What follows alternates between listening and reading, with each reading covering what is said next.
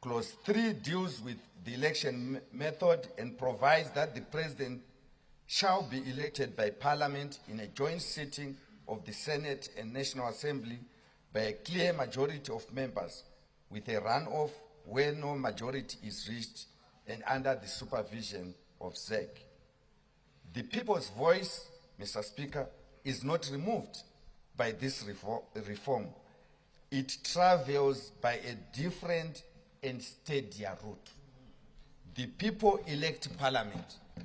Parliament in turn elects the president and holds the president to account, not once every several years, but continuously through the confidence of Parliament.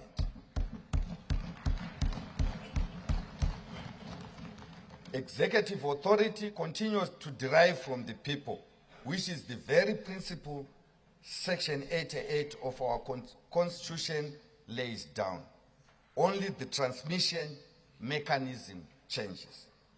For too long, Mr. Speaker, our presidential elections have been framed as zero-sum contest in which victory by one side means total exclusion of the other. Such a culture breeds division, mistrust, and policy paralysis. A parliamentary mechanism changes those incentives from the ground up. It encourages consensus building, coalition making, and constructive engagement across political lines. It rewards leadership that can command broad-based support rather than leadership grounded solely in electoral mobilization. A president who must continuously hold the confidence of Parliament cannot govern against it. That is accountability made permanent, not periodic.